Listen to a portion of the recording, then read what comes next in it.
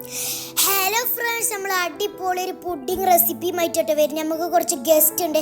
Easy tasty ആട്ടോ ഈ ഒരു പുഡിങ്. അപ്പോൾ ഫ്രണ്ട്സ്, നമുക്ക് 1.5 കപ്പ് പാലെടുക്കാം കേട്ടോ. പിന്നെ നമുക്ക് 3 സ്പൂൺ ന്യൂട്രൽ ഇടണേ.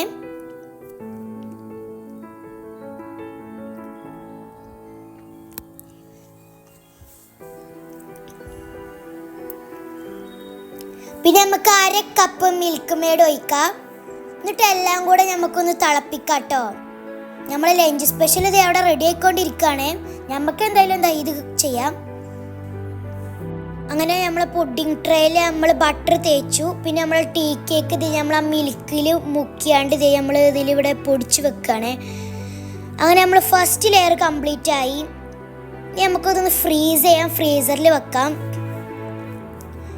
നമ്മളെ ഗസ്റ്റ് എത്താറായിട്ടോ, നമുക്ക് വേഗം ചെയ്യണം. അങ്ങനെ ഫസ്റ്റ് ലെയർ നമ്മൾ 2 മിനിറ്റ് ഫ്രീസ് ചെയ്യാൻ വെച്ചു.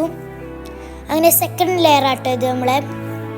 പിന്നെ നമ്മൾ ആദ്യത്തെ മിൽക്കും ഇതും ചെയ്ത് നമ്മളേക്ക് വെച്ചിട്ടോ. മിൽക്കും ന്യൂട്രലൊക്കെ ചെയ്ത് അത് ഒഴിച്ചു. അതാട്ടോ കളറൊക്കെ ഒന്ന് മാറിയത്. പിന്നെ ഇത് നമ്മൾ സെക്കൻഡ് ലെയർ നമ്മൾ തേച്ച് വെച്ചു കേട്ടോ. അടുത്ത ലെയർ റെഡി ആവണ വരെ നമുക്കിത് ഫ്രീസറിൽ വെക്കാം. അങ്ങനെ നമ്മൾ 3rd ലെയർ നമ്മൾ സെറ്റ് ആക്കുകയാണ്. അങ്ങനെ ബേബൺ ബിസ്ക്കറ്റ് ഒക്കെ ഇട്ടു നമ്മൾ. പിന്നെ പപ്പ ഗൾഫിൽ നിന്ന് കൊടുന്ന ബിസ്ക്കറ്റ്, പപ്പ ഗൾഫിൽ നിന്ന് കൊടുന്ന ചോക്ലേറ്റ് നമുക്ക് പൊടിച്ചിടാം കേട്ടോ. പൊടിച്ചിട്ടാലേ ക്ലിയർ ആവുള്ളൂ, പീസാക്കിയിട്ട്. അങ്ങനെ നമുക്ക് ഹൈഡ് ആൻഡ് സീക്ക് ഇടാം. ഹൈഡ് ആൻഡ് സീക്ക് ഇത് നമ്മൾ പൊടിച്ചാണ് ഇടുന്നത്. നല്ല ക്ലിയർ ആയിട്ട് വരും. അങ്ങനെ നമുക്ക് മിക്സിയിൽ അരച്ചിടാം. അങ്ങനെ നല്ല ബ്യൂട്ടിഫുൾ ആയിട്ട് വന്നിട്ടുണ്ട് കേട്ടോ. നമുക്കങ്ങനെ 3rd ലെയർ കംപ്ലീറ്റ് ആക്കാം കേട്ടോ. അങ്ങനെ 3rd ലെയർ കംപ്ലീറ്റ് ആയി.